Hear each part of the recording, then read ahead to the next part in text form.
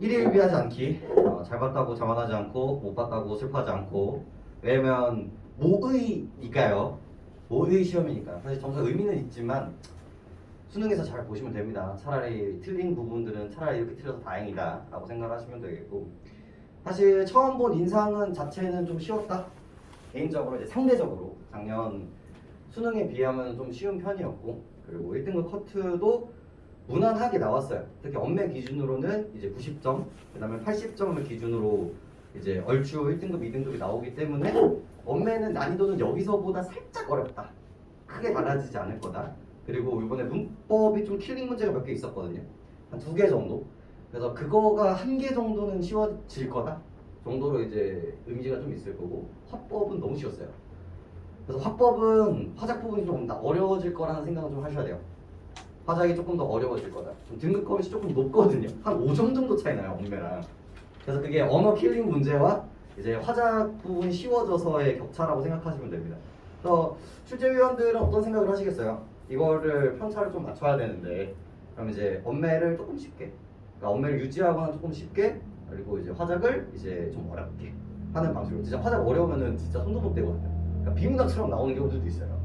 그러니까 이게 화법을 물어보는 게 아니라 글의 구조를 물어보는 문제들도 되게 준비되어 있거든요. 근데 아직은 이제 시험 단계다 보니까 그런 것들이 등장하지 않는데, 그 감각을 이제 생각하시는 게 좀 중요할 것 같고요. 그리고 시간은 사실 좀 부족할 수 있다. 근데 생각해.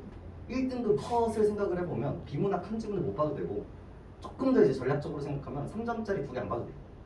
특히나 요번에 시간이 많이 끌리는 문제들이 3점짜리 지문들로 나왔거든요. 사칙연산이 2개나 나왔어요. 유리분 3점짜리랑 그 다음에 그 링크 문제, 거기에서 또 사칙연산을 가지고 비례로 때리는 문제가 이제 등장을 했단 말이에요. 그거는 사실 최상위의 영역이에요. 내가 문제를 풀었는데 비문학이 40분이 남을 때, 그러니까 내가 문학까지 딱 끝났는데 비문학을 3개가 남았는데 40분에서 30분이 남는 친구들이 그걸 이제 풀 수 있는 거고, 그게 내가 안 된다. 내가 아무리 시간을 땡겨도 인간적으로 20분, 언저리 20분 조금 넘게 내가 비문학이 안 된다. 그러면은 이제 한 지문을 과감하게 이제 넘기고 이제 단어만 찍거나, 단어랑 1번 문제 정도 찍거나, 아니면 이제 3점짜리를 그냥 쿨하게 넘기고 나중에 이제 조금 건드려 보거나. 그래서 거기 아다리 맞아가지고 이제 보면 1등급을 볼 수 있는 그런 결들이 만들어지는 그런 이야기일 텐데, 오늘과 이제 다음 주까지는요.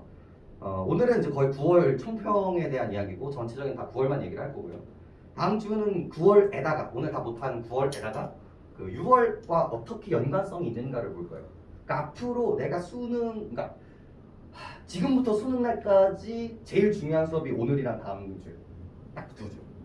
수석이라고 뭐 없어요. 일요일에 오셔야 되고, 그리고 딱 2주 그렇게 하고, 그 다음 주부터는 이제 시험 1시간 40분짜리, 1시간 20분짜리 시험 보시고, OMR처럼 시험 보시고 뒤에 2시간 해서 그렇게 계속 매주 진행을 할 거고요. 추가적으로 정보 전달로 부족한 부분들 다 영상화 할 겁니다. 현장 경험이 진짜 중요해요, 이제부터. 그리고 EBS 반영 비율의 느낌은 어땠습니까? 정수정정도 그렇고 시한편도 그렇고, 그다음에 어부단가라서 조금 너무 쉬워가지고 좀 거시기는 했지만 충분히 이제 반영되고 있다는 걸 확인할 수 있죠. 그리고 이것도 사실 여러분들 소설이 조금 애매해요. 이게 이제 주변 얘기를 이제 들어봐도 6월에도 소설이 이제 비연기, 그다음에 9월에도 비연기였단 말이에요. 자, 그럼 수능은 어떨까요? 저는 비연기라고 생각해요. 저는 비연기라고 생각을 하는데, 다른 선생님들은 막 수특수안에서 지금 안 뽑은 작품이 몇 개야. 소설이라고 중요하지 않은 게 아니거든요. 진짜 문학적으로 중요한 소설들이 3대처럼 진짜 중요한 소설들이 있는데, 굳이 이거를 이제 내버려두고 소설을 비연기로 줄까? 이렇게 하는데, 근데 뭐 어떡하겠어. 이제 우리가 그래서 이제 소설도 봐야 된다, 그리고 이제 봐야 되지 않는다의 파로 이제 나눠지게 되는데, 근데 이제 상대적으로 이제 효율을 따지는 거죠. 사실 다 보면 돼요. 여러분들 국어 공부 잘하려면 수특수한 문학 작품 다 씹어먹고 가면 돼. 근데 그렇게 쉽지 않잖아. 그럼 이제 선택을 해야 되는데, 1번은 뭐다? 고전 시가다. 이번에 어부단가 나오면서 난 너무 가슴이 아팠어. 좀 줄여줘야지. 어부단가는 여러분들 공부해야 되는 작품일까요? 안 해야 될까요?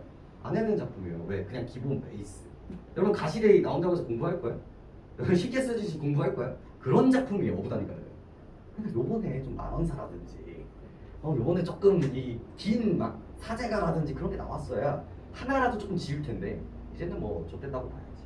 그걸 이제 고전 시가에 특히나 장문의 가사들은요 매주 한 편씩 소개해 드릴 겁니다. 탑10으로. 그래서 그걸 보면서 조금이나마 시간을 줄일 수 있게 그렇게 좀 하시면 될 것 같고요. 비문학 난이도는 사실 뭐랄까 무난했다. 개인적으로 그런 느낌이 좀 들었으면 좋겠어요. 풀리는 거는 별로 어렵지 않았다. 그러니까 읽는 거 자체가 어렵지는 않아. 예전처럼 막 해겔 지문이라든지 슈퍼문 지문인처럼 이게 뭔 개소리야? 약간 이런 느낌은 아니거든요. 특히나 유류분 같은 경우도 그렇고 아도르노 같은 경우도 그렇고 이게 뭐이기 때문에 연계이기 때문에 훨씬 쉬웠어야 돼요. 유류분 같은 경우는 거의 크리티컬했고요. 그다음에 아도르노 같은 경우도 그냥 이 사람의 사고방식 정도만 알고 있어도 아니 설사 모르더라도 우리가 맨날 이야기를 하는 그 본질, 고정, 비고정이라는 그 뉘앙스로 풀어낼 수 있는 부분들이었기 때문에 난이도 자체가 그렇게 높지 않았다. 근데 조금 거슬리는 거는요 1번부터 3번까지가 좀 난이도가 높아질 것 같아요. 이 독서 질문 있잖아요. 이 1번부터 이 심상치가 않아요. 이게 아니 예전에는 그냥 던져줬거든요. 약간 읽어보면 니들이 충분히 풀 수 있단다? 약간 이런 느낌인데 이제는 이 문제의 난이도가 올라가고 있다는 게 저는 좀 2번, 3번에서 좀 느껴졌어요. 근데 물론 본질을 알면 쉽거든요. 근데 여러분들이 제일 어려워하는 게 그거잖아요. 이 정보에 매몰돼서 이 글의 전체적인 정보를 인지하지 못하는. 그래서 시간이 조금 걸렸을 거라고 생각을 하는데 아무튼 좀 진행을 하면서 좀 이야기를 해보도록 합시다. 여러분들한테 지금 드린 구성품은 이제 세 가지 구성품이죠. 하나가 이제 연계 과제집이랑 그다음에 해설집, 그죠?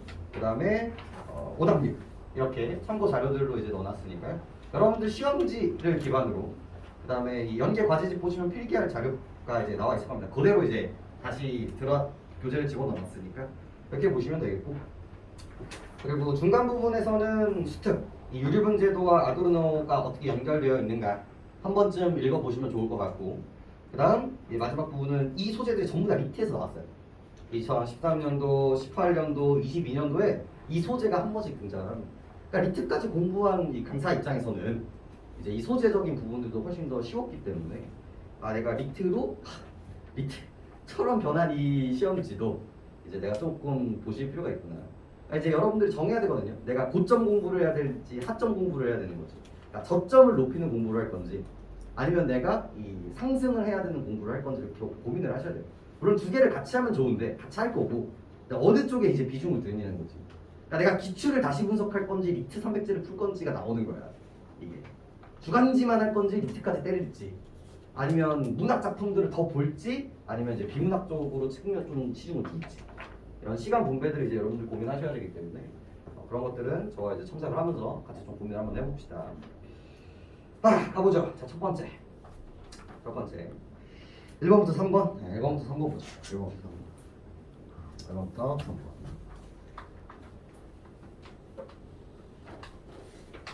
독서론입니다.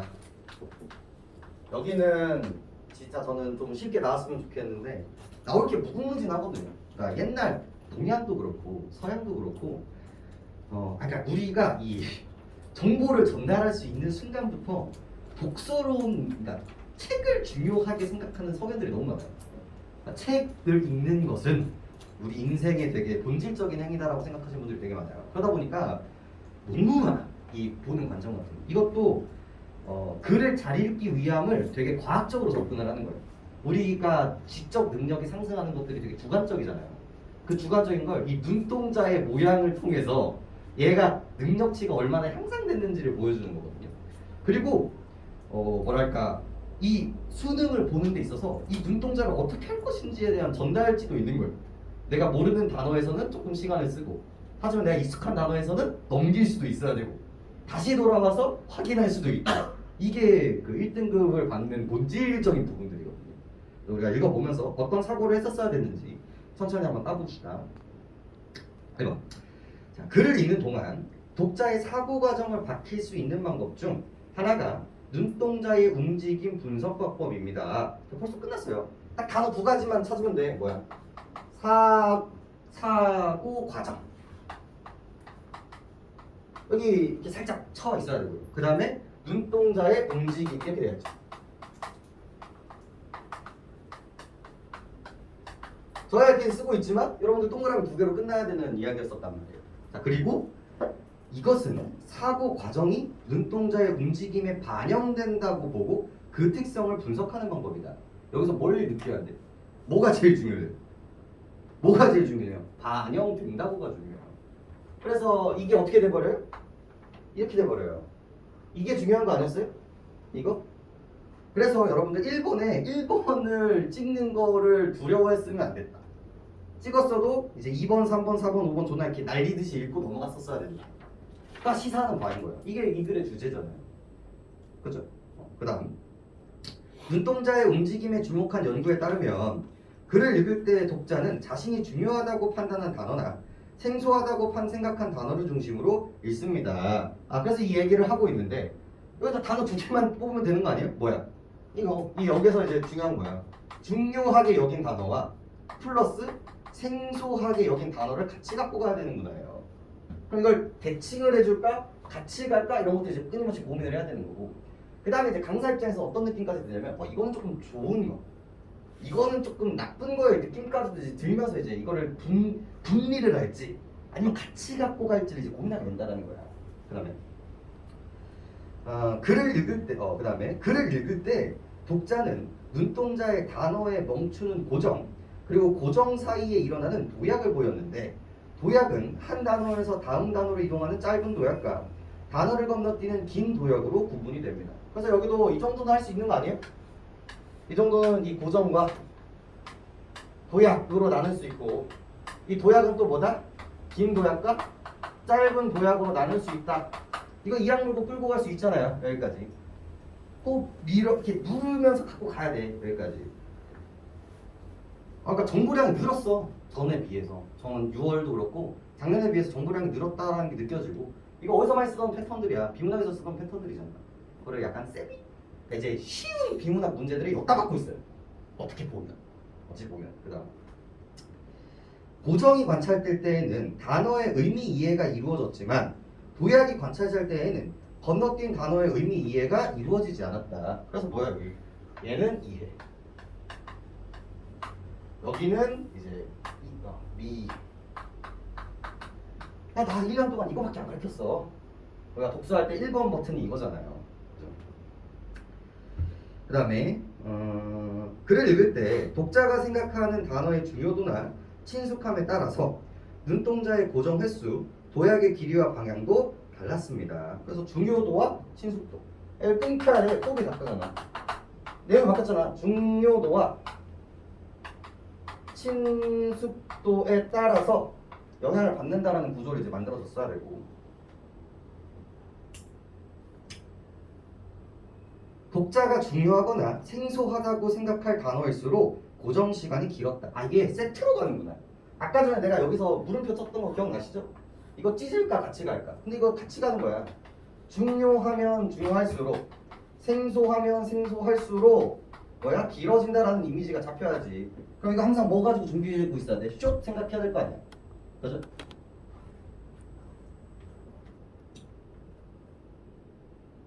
이러한 단어는 독자가 글을 진행하는 방향대로 읽어가다가 되돌아와서 이제 다시 읽는 경우도 있어 고정 횟수도 많았고 이때의 도약은 글의 진행 방향과는 다르게 나타난다. 지금 봐봐.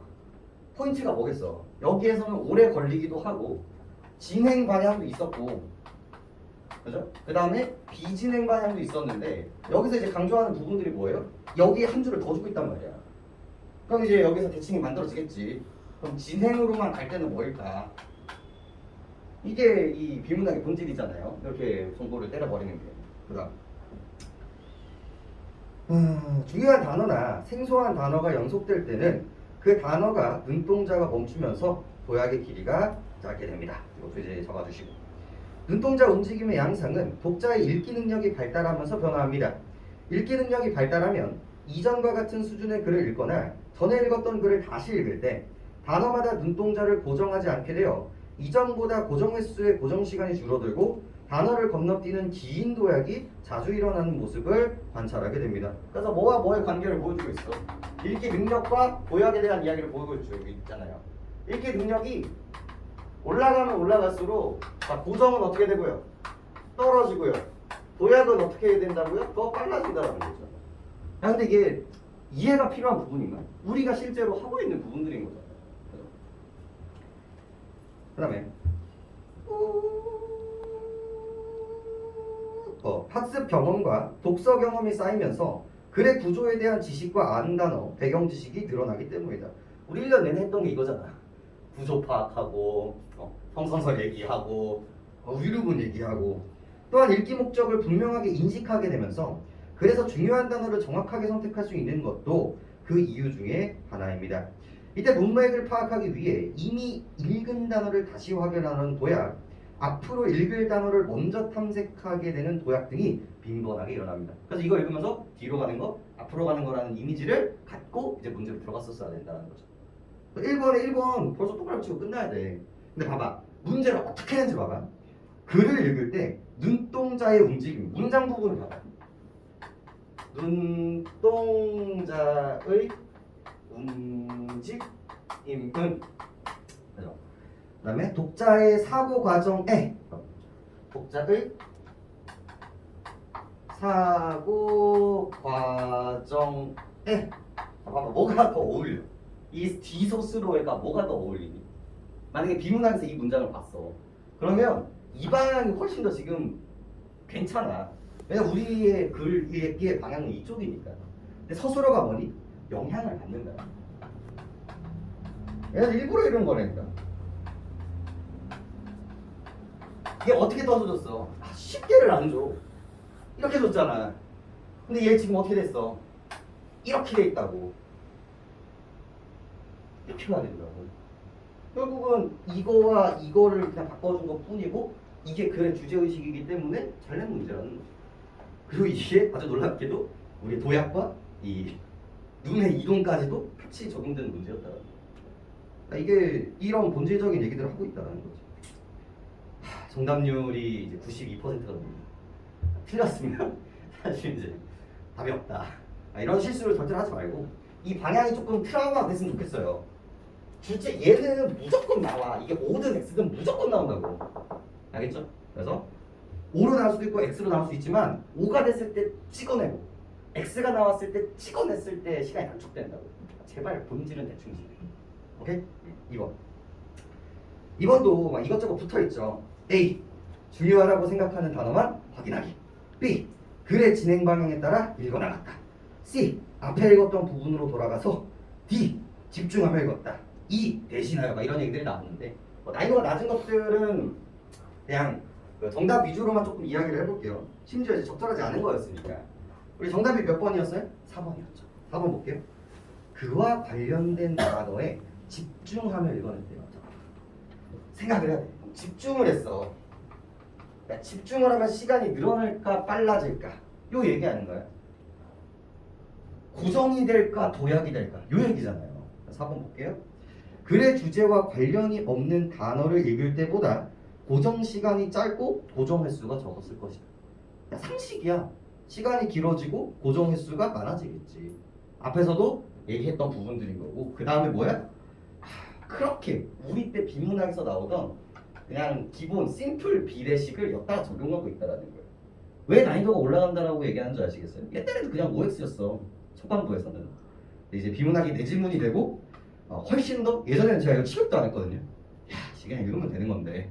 근데 이제는 이제 비문학으로서의 한 가닥, 그러니까 이제 제일 최저 난이도. 예전에는 독서론이었어. 그러니까 어떻게 읽을 것인가에 대한 OX였거든요. 근데 이제는 약간 문학과 같았어. 근데 이제는 뭐예요? 비문학적인 그 요건까지도 이제 갖춰주고 있다. 그래서 훨씬 더 비문학처럼 읽어야 된다. 이런 얘기들을 이제 해드리고 싶은 거고요. 3번도 윗글을 읽은 학생이 기억에 대해 보인 반응이다. 가에 들어갈 내용으로 적절하지 않은 것은 사실 OX 문제이기도 하고요. 하나하나 이제 체크를 하면 되고요. 그 다음에 이 글을 관통하는 요거를 같이 버무리고 있는 문제이기도 합니다. 이 가의 이 기억 뭐 읽어볼까요? 이전보다 고정 횟수가 줄어들고 단어를 건너뛰는 긴 도약이 자주 일어난다 라고 얘기한단 말이에요. 점점 빨리 읽는다고요. 그죠? 네, 1번 읽어볼까요? 글을 깊이 있게 이해하기 위하여 꼼꼼히 읽을 때 시간을 빨리 읽어야 돼요. 전제 조건이 뭐야? 내가 이 글을 전체적으로 다 상승한 나의 독서 능력이 읽기 능력이 상승할 때 그렇게 되는 거지. 내가 중요하게 생각했을 때 그렇게 된다는 게 아닌 거라고. 실제로 중요하게 읽으면 어떻게 된다고요? 롱으로 읽는 데니까. 근데 여기서는 빨리 읽는 거를 롱이랑 연결하고 있으니까 1번을 찍었어야 된다. 가볍게 봐도 되는 문제지만 이 글감을 만들기 위해서 어떻게 얘기하고 있는지 보세요. 인상을 어떻게 때리고 있는지 보시라고. 베스트 슬로우로 때려버리고 있다. 잘 만드는 지문이다. 근데 빨리 푸는 게 조금 중요해. 그리고 속이는 부분이 없어요. 이런 거를 속인다고 하는 거 아니에요. 이런 거 말장난이라고 하는 거 아니야. 되게 인과 구조를 되게 중요하게 생각한 거다. 그래서 이렇게 1번, 2번, 3번을 제껴주시면 됩니다. 빨라지지 하고 그냥 넘어가야 되는 문제. 그러니까 분석은 이렇게 해드리지만 현장에서는 뭐야? 느린데 왜 빨라져? 이렇게 이제 반응을 해야 되는 거죠. 네, 여러분들이 반드시 풀었어야 되는 지문입니다. 이게 수능에서는 여기 포지션이 이제 해결로 나와가지고 된 건데 이 아도르노는 알았으면은 좀 더 쉬웠을 거고 몰랐어도 여러분들이 조금 빡세게 접근을 할 수 있었어야 되는데. 찢어줄게.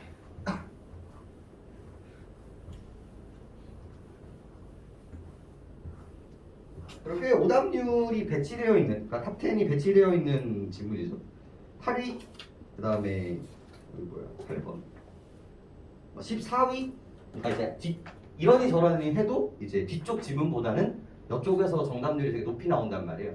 그래서 여기는 여러분들이 맞았어야 되는 지문이다. 그죠? 한번 가보도록 하죠. 아도르노는 문화 산업에 의해 양산되는 대중예술이 이윤 극대화를 위한 상품으로 전락함으로써 예술의 본질을 상실했을 뿐만이 아니라 현대 사회의 모순과 구조리를 은폐하고 있다고 지적했다. 여러분 뭐 잡아야 돼? 뭐 잡아야 돼? 4번에 그리고 들어가기 앞서서 이거 보면서 뭐 생각하시는 게 주요했을까요? 이거 보면서 이거 작년 수능에 해겔이랑 완전히 구조가 똑같아요. 이거 만드신 분이 이제 검수를 했거나 아니면 만드셨을 확률이 되게 높아요. 올해도 충분히 이런 투가 나올 거라고. 가에 뭐 주고요? 어떤 사람이 주장 던져주고요. 나에서 그거 아니지 않아? 그거잖아. 우리 해겔집은 뭐였어? 해겔 아저씨가 변증법 존나 예쁘게 만들어 놓고 미술, 그러니까 예술, 그다음에 종교, 철학 이렇게 했단 말이야. 근데 여기 본질은 두 가지 속성이 객관, 주관이 합쳐져가지고 업그레이드가 됐는데 야 근데 왜 예술은 객관만 있냐고 하냐. 객관이 왜 점점 없어지냐. 네 말이 다르지 않지 않냐. 그러니까 이 예술 역시도 객관과 주관이 같이 있는 모습으로 발전해야 된다. 이런 식의 얘기를 하는 거잖아. 너무 오바 아니야? 왜 네 말이랑 어긋나 있어? 이것도 똑같은 거야. 이 사람의 주장 했던 말을 반박하는 구조로 되어 있단 말이야. 얘의 본질은 뭐였어요? 비정형성을 해야만 한다. 온리로 때려버린 거야. 온리 이렇게. 그죠? 이게 뭐야? 철학만이 본질을 획득할 수 있다. 아닌데? 예술도 있는데? 똑같잖아. 비정형성만이? 아닌데? 정형성도 있는데? 이 구조를 관통하고 있었으면 풀 수 있었단 문제야. 그리고 심지어 8번 같은 문제는 진짜 틀리면 안 되는 문제다. 가보자. 첫 번째 줄에서 뽑아내야 되는 부분은 뭐예요? 아도르노 아저씨 뽑아내고요. 아도르노 이제 뽑으셔야 되고 이제 이 사람이 뭐에 대해서 생각하고 있다? 대중예술에 대해서 어떻게 생각하고 있는지 보시는 게 맞겠죠. 그럼 이때 역시 수식어와 서술어를 통해서 우리가 이 호불호를 이제 확인할 수 있는데 양산, 전락이라는 단어를 통해서 우리가 확인할 수 있는 거예요. 대중예술은 너무 양산되고 그래서 뭔가 부정적인 부분들로 전락할 수밖에 없었다. 이런 식의 이미지를 이제 채택하시는 게 중요할 것 같고요. 그리고 예술의 본질을 상실했다. 자, 이거 뿐만 아니라잖아요. 그럼 그게 같이 갖고 가야 돼요. 여러분들이 실수가 나오는 이유는 뭐냐면 이 뿐만 아니라 해서 여기만 갖고 가다가 혼나는 경우들이 되게 많거든요. 여기나 여기만 갖고 가다가 특히나 첫 번째 문단은요. 이 글을 관통하고자 하는 주제의식을 던져주고 있는 부분들이기 때문에 눌러서 끝까지 내려가야 돼요. 선생님 기억이 안 나요. 그럼 자질이 없는 거야. 할 수 있어야지. 처음에 뭘 던져주고 있어? 예술의 본질을 상실했다. 예술, 본질, 상실이야. 그래서 제일 중요한 게 뭐예요? 본질 상실이야. 여기가. 그 다음에 이것을 모순과 부조리를 뭐한다? 은폐시킨다. 이 키워드를 가지고 이제 갖고 가셔야 돼요. 아도르노가 보는 대중예술은 창작의 구성에서 표현까지 표준화되어 생산되는 상품에 불과하다. 그리고 이거 상품인데, 자 여기서 제일 중요한 단어가 뭐였을까요? 제일 중요한 단어가 뭐야? 이 상품을 수식하고 있는 표준화라는 단어가 미친 듯이 중요해. 읽으면서 느꼈어야지. 그는 대중예술의 규격성으로 인해, 똑같은 말이죠. 규격성으로 인해 개인의 감상 능력 역시 표준화되고 개인의 개성은 다른 개인의 그것과 다르지 않게 된다고 보았습니다. 특히 모든 것은 상품의 교환 가치로 환원하려는 자본주의 사회에서 대중예술은 개인의 정체성마저 상품으로 전락시키는 기체로 작용한다는 것입니다. 이게 좀 유식한 용어로 재진술이라고 이야기를 하죠. 첫 번째 했던 말이랑 다를 게 없어요. 그냥 예시를 조금 더 들어주는 거고 그냥 문장을 늘려주는 것 뿐이란 말이에요. 근데 여러분 이 얘기가 수능의 문제법이랑 다를 게 없어요. 대중예술은 맨날 뭐만 만드는 거야? 정만 만드는 거야. 정만 만드는 거예요. 그러니까 우리가 이 정이 오염이 돼도 우리가 그냥 정만 만드는다는 거죠. 그러니까 이제 뭐가 필요해? 반이 있어야 된다. 그래야 우리가 다음 단계로 넘어갈 수 있다는 얘기를 하고 있는 거거든요. 그런 사람이고. 그 다음에 아도르노는 서로 다른 가치 체계를 하나의 가치 체계로 통일시키려는 속성을 동일성으로, 하나의 가치 체계로의 환원을 거부하는 속성을 비동일성으로 규정하고, 예술은 이러한 환원을 거부하는 비동일성을 지녀야 한다라고 주장을 합니다. 봐봐, 어떻게 해야 돼? 이거를 뭐로 바꿔야 돼요? 동일성으로 바꿔야 되고요. 그리고 대칭 지점으로 비동일성 정도는 여러분들 적고 가셔도 나쁘지 않다는 거예요. 두 번째 문단으로 넘어가면서.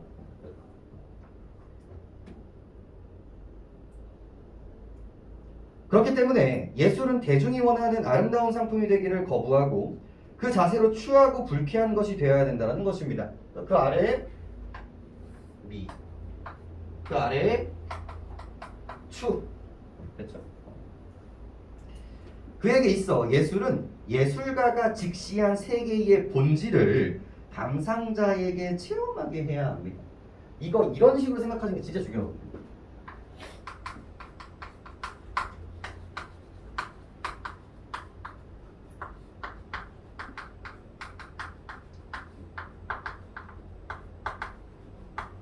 이거 이렇게 할 수 있으면 센스가 있는 거예요. 여기. 그리고 요 주체는 누구고요?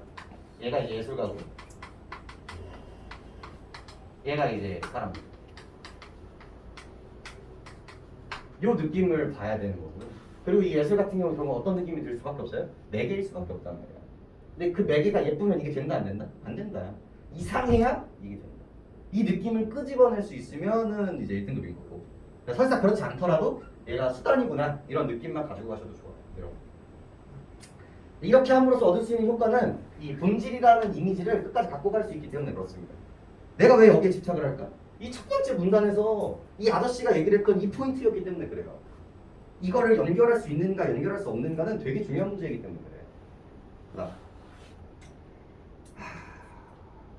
예술은 동일화되지 않으려는 일정한 형식이 없는 비정형화된 모습으로 나타남으로써 현대 사회의 부조리함을 체험하게 하는 매개체여야 한다는 겁니다. 제일 중요한 건 뭡니까? 으로써예요. 으로써. 그래서 이 비동일성, 그죠? 그럼 뭐라고도 표현합니까? 이 일정한 형식이 없는 비정형성이라는 키워드가 엄청나게 중요하게 되는 거죠. 수능이 진짜 좋아하잖아. 지금 단어를 어떻게 하고 있어? 업그레이드 하고 있는 거야. 계속. 그럼 이제 여기 숨어져 있지만 여기에 뭐가 있는 거야? 뭐가 숨어져 있어? 아직 언급되지 않았지만 정형성이 숨어져 있는 걸 보셔야지. 그럼 이제 쉽게 러프하게 가는 건 아도르노 아저씨가 정형성을 좋아하면 돼? 안 돼? 안 되는 거야. 끝났어 벌써. 그 모습에 한 문제가 끝난단 말이야 이렇게. 그다음 아도르노는 쇤베르크의 음악과 같은 전위 예술을 그 자체로 동일화에 저항하면서도 저항이나 계몽을 직접적으로 드러내지 않는 것에 대해서 높게 평가합니다. 이것도 얼쏘 보이시죠? 그래서 이 비동일성에 대한 이거 추상이잖아. 이그샘플을 던져줍니다. 근데 글이 너무 좋아요. 사실 이 글은 예전 수능 기출을 되게 많이 친절하게 표현하고 있어요. 되게 어필을 많이 하고 있어요. 그 뒤쪽에 일부 문제가 조금 싸가지가 없는 것 뿐이지 압축성이 좀 높아가지고 그래서 얘는 무조건 맞았어. 이샘플을 던져줘요. 그래서 뭐야? 이 쉔베르크 아저씨의 전위 예술이 등장합니다. 전위 예술이라는 이미지가 있으면 훨씬 더 쉬웠겠지만 없어도 됐었다. 이 이미지가 이제 던져주고 있으니까 두 가지를 주잖아요. 얼소를 주잖아. 그 자체로 동일화에 저항하면서도 동일화 저항. 또 똑같은 말이 뭐게요? 얘는 비동일성을 가지고 있다라는 말과 이제 동일하게 되는 거고요. 그리고 그 저항이나 계몽을 직접적으로 드러내지 않았다라는 거에서 의미가 있더라고요. 봐봐, 이것도 표현 봐봐. 직접적으로 드러내지 않았다. 이꼴 뭐예요? 간접인 거예요. 근데 쉽게 안 주려고 노력은 되게 하고 있거든요. 여기서도. 결국은 이거 잡는 게 3점짜리 문제를 해결하는데 되게 크리티컬한 포인트였단 말이에요. 못 잡았다? 그러면 이제 자격이 없는 거지. 이런 문제를 풀 수 있는. 저항이나 계몽을 그래서 혹시나 놓쳤을까봐 한 줄 더 줘요. 저항이나 계몽을 직접적으로 표현하는 것은 비동일성을 동일화하는 폭력적 의도가 내재되어 있다라고 보기 때문입니다. 라고 이야기하면서 여기에다 뭘 주는 거야? 직접적 제시가 여기로 들어가는 거예요. 여기가 또 무슨 얘기가 되고 여기는 간접적 제시가 되는 거고. 그래서 위쪽에서 했었던 이 오프닝에서 계속 정보들이 축적되고 있다는 걸 확인할 수 있습니다. 그리고 이제 윗줄로 넘겨가서 여기까지가 이제 제가 여러분들한테 요구하는 바인 거고 조금 더 여러분들이 욕심을 내면 어디 무슨 단어까지도 보면 되냐면 그 자체로도 되게 중요해요. 사실 이게 이 전위 예술은 그 자체 요 이미지가 얘를 형성하는 거거든요. 얘가 있는 것만으로도 그러니까 뭔가를 상호작용을 하지 않더라도 있는 것만으로도 얘 이미지가 만들어지는 거잖아요. 이런 것도 갖고 가시면 좋은데 일단은 뭐 없어도 사실 크게 문제는 없었다. 아무튼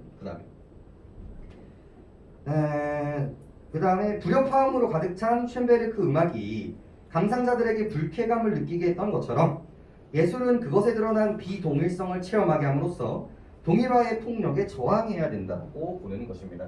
자, 아까 전에 나왔었던 이 체험이라는 이미지와 이 추라는 이미지를 불협화음, 그것을 체험을 함으로써 불쾌감이라는 것들로 구체화하고 있다고 납득하시고 넘어가시면 되는 겁니다. 불협화음도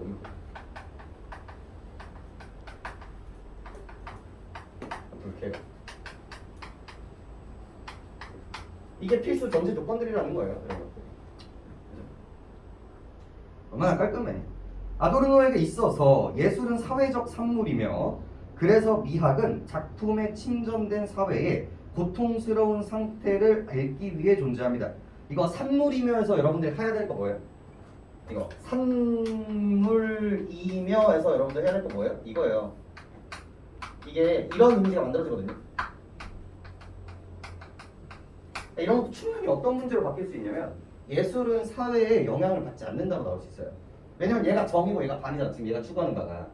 그러니까 얘랑 얘랑은 다르잖아. 그럼 얘랑 얘랑은 단절되어 있다, 분절되어 있다라는 문제로 충분히 나올 수 있단 말이야. 이미지적으로.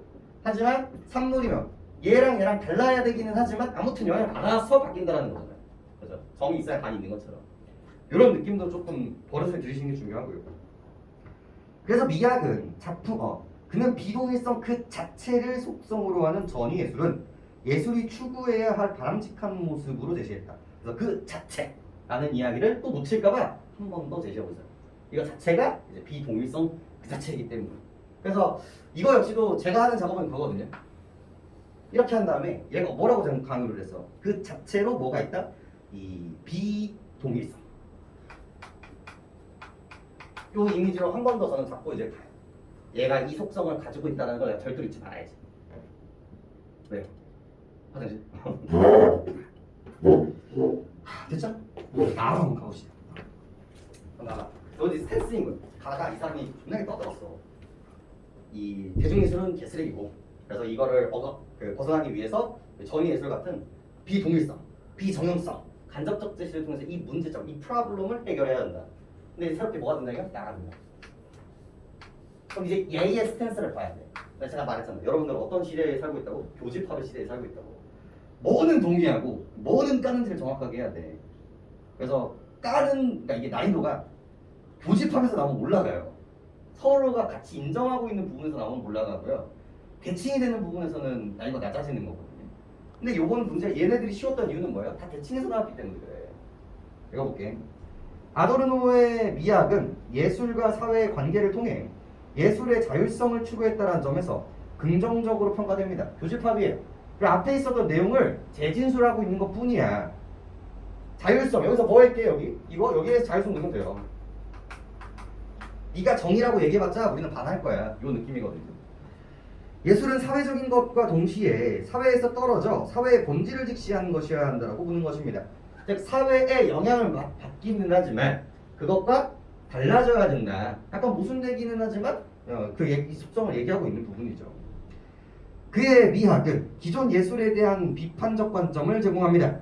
가령 사과를 표현한 세잔의 작품을 아도르노의 미학으로 읽어낸다면 이 그림은 사회의 본질과 유리된 아름다운 가상을 표현한 것에 불과할 것입니다. 오늘 반드시 갖고 가셔야 되는 지금 세잔의 이 세잔 아저씨의 작품, 이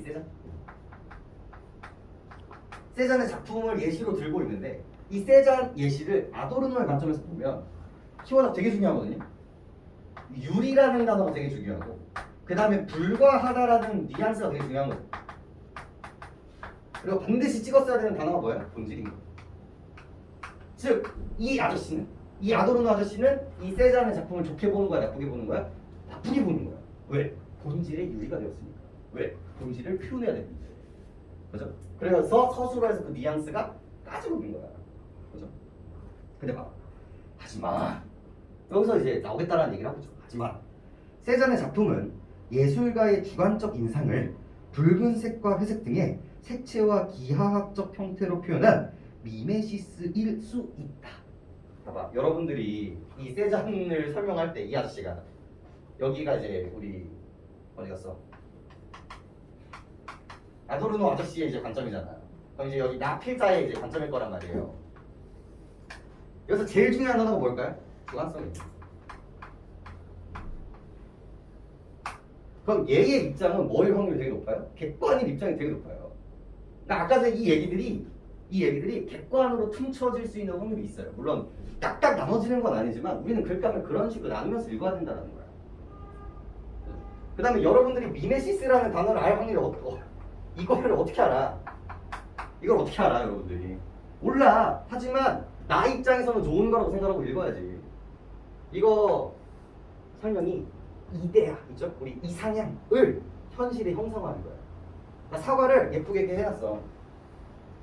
근데 우리 해겔 아저씨한테는 뭐야? 사회를 보여주지 못하기 때문에 정형성이기 때문에 이건 안 돼. 라고 하지만 아니 이거는 사실 이 사람이 보여주고 싶은 이상이 이 추상적인 게 구체화된 거야. 단순히 사과가 아니라 뭔가 이 자연의 생명력 이런 것들을 보여준 거야. 그럼 본질을 보여준 거잖아. 그러니까 이미 그렇게 굴러가고 있는 작품이라는 거예요. 아무튼 이 사람 입장에서는 좋은 거라고 생각하고 이제 읽을 수 있다는 거예요. 그래서 미메시스란 그래서 개념을 던져주고 있죠. 세계를 바라보는 주체의 관념을 재현하는 것이래요. 그러니까 얘를 바꿔줘요. 주체의 관념이 재현되는 이미지가 이제 만들어지는 거야. 그러니까 너는 이걸 관념이라고 하지 않았지만 나는 이거를 관념이라고 하고 싶다라고 하는 거야. 즉 감각될 수 없는 것을 감각 가능한 것으로 구현하는 것에 의미를 합니다. 다시 말해 세잔의 작품은 눈에 보이는 특정한 사과가 아닌 예술가의 시선에 포착된 세계의 참모습, 본질이죠. 자연의 생명력, 본질이고요. 그에 얽힌 농부의 삶, 본질이고요. 이를 응시하는 예술가의 사유, 본질인 거예요. 여기 보이시잖아요. 여기에 해당할 수 있다. 너는 아니라고 얘기하지만 그렇다. 여기가 다 재진술이야. 그래서 호흡이 쭉 하고 넘어도 상관이 없어.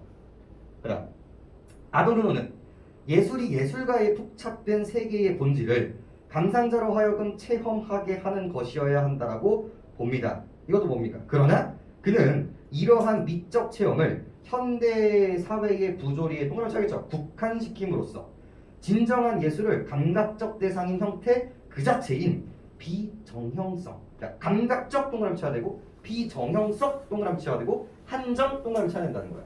지금 옆쪽에 나오는 단어들이 보이시나요? 얘가 괜히 아까 주관을 긍정으로 띈 게 아니니까. 이 아도르노의 입장에서는 자, 첫 번째 부조리 국한. 부조리에 너무 모든 것들이 이것만 있는 게 아닌데 이 부조리를 보여줘야 된다는 거에 국한시켰기 때문에 감각적 대상. 감각적이라는 수식어를 이제 땡겨 오셔야 되고요. 그 다음에 비정형성. 비정형성 땡겨 오셔요. 그리고 제가 이 단어 엄청 중요하게 생각하라고 했었죠. 감각이라는 건 눈에 보이고 느낄 수 있는 부분들. 반대말이 뭐예요? 추상. 눈에 보이지 않게 굴러가는 것들. 수능에서 엄청나게 강조했던 거잖아요. 예술은 주관, 감각, 그죠? 종교는 주관, 그리고 철학은 그거를 다 합쳐서 있는 논리, 이성. 똑같아. 감각, 주관. 여기 뭐야? 주관 이거 뭐로 바꿀 수 있어? 이걸 바꿀 수 있다니까 이걸로. 괜히 이걸 뭐로 바꿀 수 있어요? 이걸 바꿀 수 있는 거야 전부 다. 이게 2016년도 그 아리스토텔레스 문제부터 들어오는 아주 유서 깊은 구조예요. 느끼면서 읽었어야지 이런 부분들이.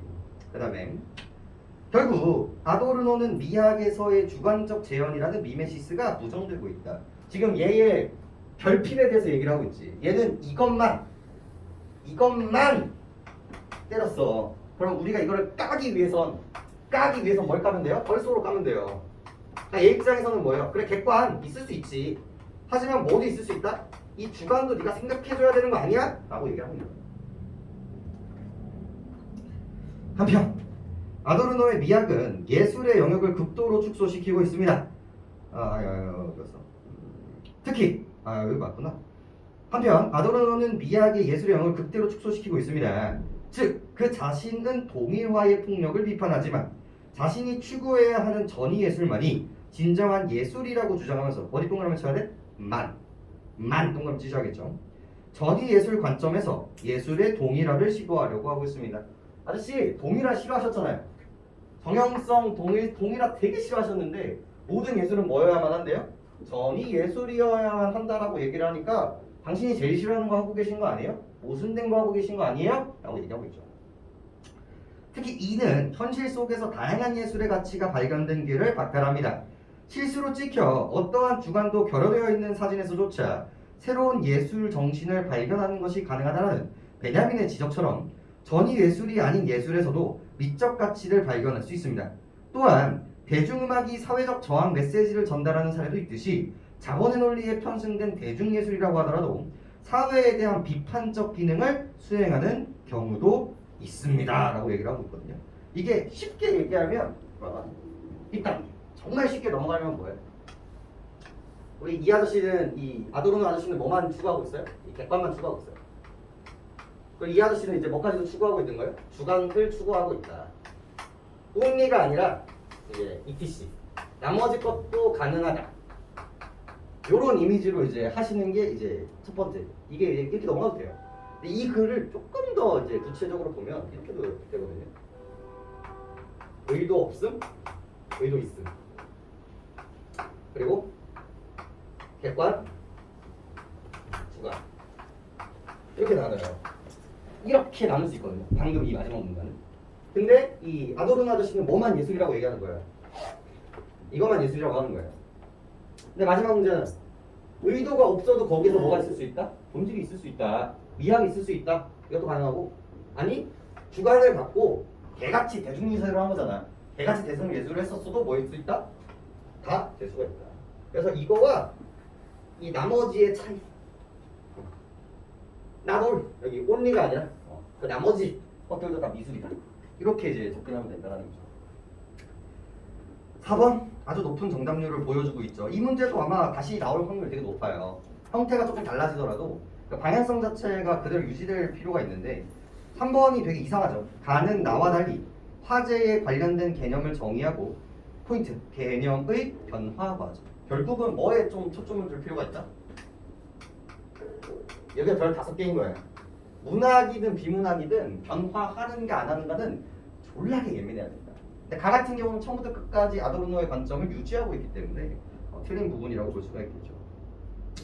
5번 사실 고민했으면, 그러니까 고민했으면 시간을 줄일 수 있는 환경을 이렇게 놓치는 거예요.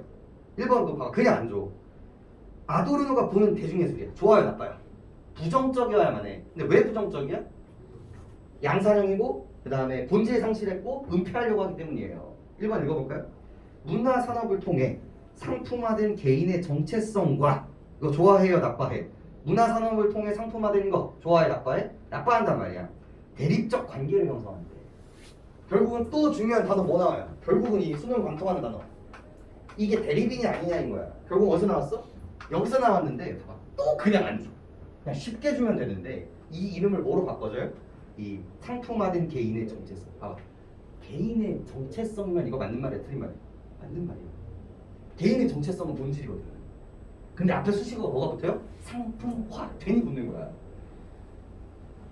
뒤에서도 얘기하겠지만 제발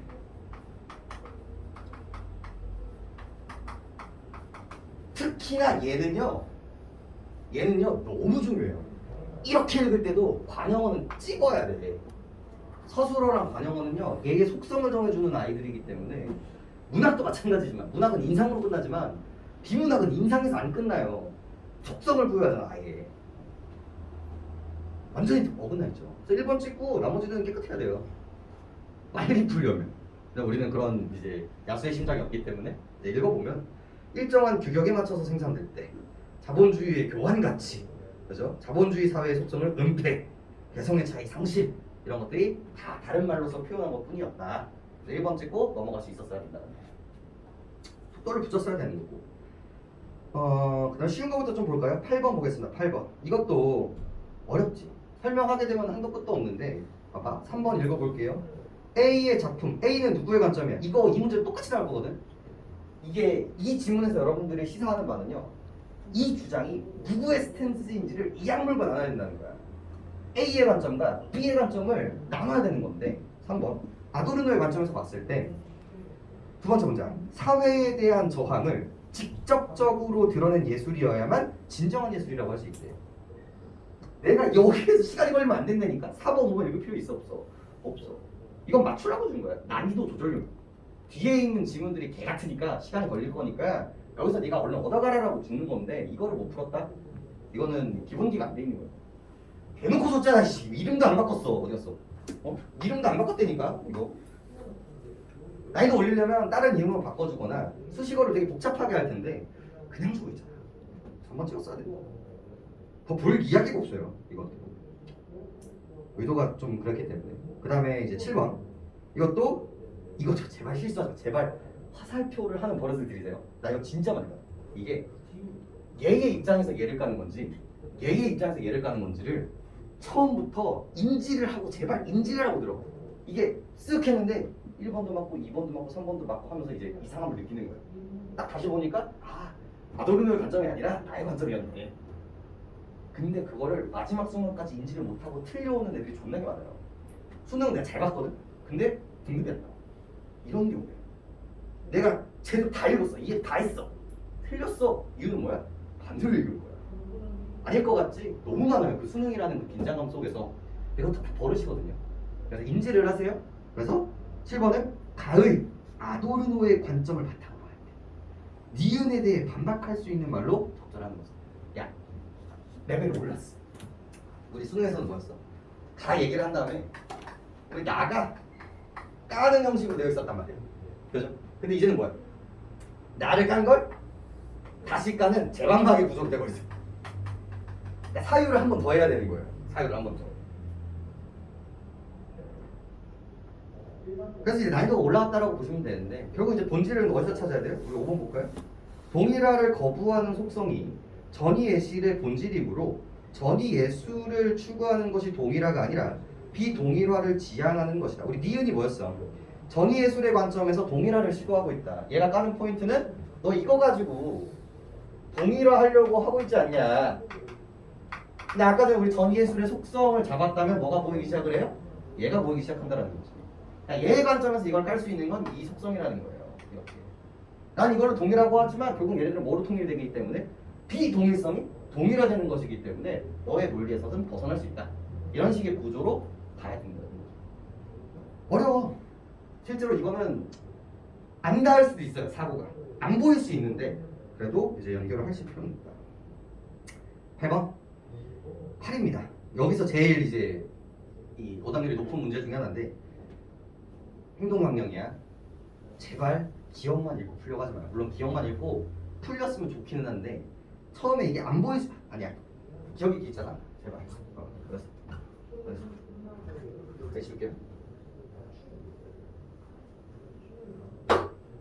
이제 우리 그 뒤에 이제 유리본도 마찬가지였지만 이렇게 있잖아요. 심지어 문장에 마지막에 있어. 아니 뭐 중간에 있어도 마찬가지지만 앞에 있는 내용을 뭐 할 경우가 되게 많아요.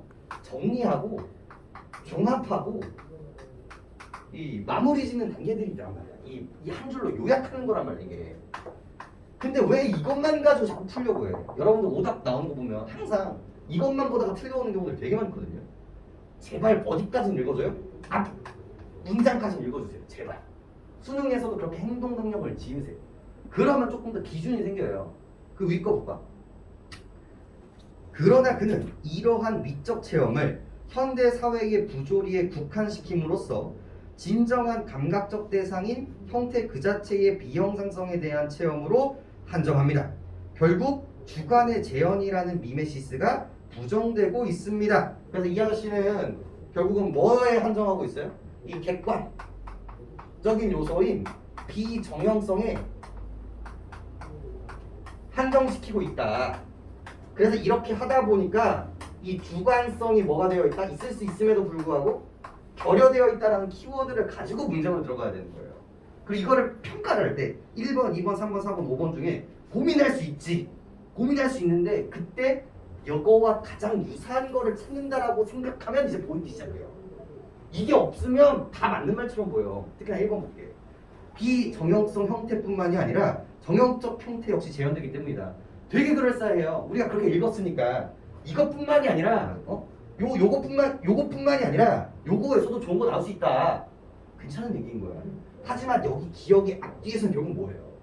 이걸로 하는 게 아니라 이것도 지금 이게 결여되어 있다라고 얘기를 하고 있잖아. 그래서 5번 볼까요? 예술가의 주관이 가려지고 뭐랑 똑같은 말? 이거 얘가 결여돼요. 똑같은 말이야. 그 다음에 작품에 나타난 형태에 대한 체험 이거랑 똑같은 말이에요. 한정된다. 만, only, 주관, 객관 똑같은 말이란 말이야. 근데 이게 8이야. 왜 이런 기준을 가지지 않고 가기 때문에 시험장에서 여러분들이 해야 되는 행동 능력이에요. 앞줄까지 포함해서 키워드가 되는 거 뽑아낸 다음에 그거와 단어를 교체할 수 있는 거와 가장 가까운 거 찾으시라고. 확률을 높이는 거예요. 3번, 4번 헷갈려. 4번, 5번. 여러분들이 이거 헷갈렸던 번호를 한번 생각해 보세요. 그리고 그 다음에 여러분들이 해야 되는 행동 능력은 바로 이런 것들이에요. 이게 그리고 이제 앞으로 우리가 계속 해야 되는 내용이 이제 스킬, 행동 강력, 기준 이런 것들로 이제 언급이 되게 될 겁니다. 알겠죠? 그래서 뭐 3번 미적 체험의 대상이 사회의 부조리에서 세계의 본질로 변화되기 때문이다. 개소리야. 4번 미적 체험의 과정에서 비정형적 형태가 예술가의 주관으로 왜곡돼. 야 주관이 왜곡되면 누구가 더 좋아하는 애예요?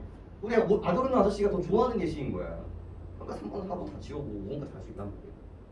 그죠? 그거는 하지 않겠습니다. 이거는 전락시키다라는 거는 좀 다운그레이드인 거죠. 부정적인데 압박보다는 그냥 긍정 바꿀 수도 있고 부정 바꿀 수도 있단 말이에요. 그런 속성적인 부분들에서 이거를 맞춰야 돼. 수능장에서 물론 여기가 난이도가 있긴 나와도 있을 수 있지만 이걸 해야 됩니다. 여러분 객관 주관을 뽑아낼 수 있어야 되고 이거 있어야 돼요. 아마 최악의 시나리오는 사실 여기 파트에서 언어 논리 나오는 거거든요.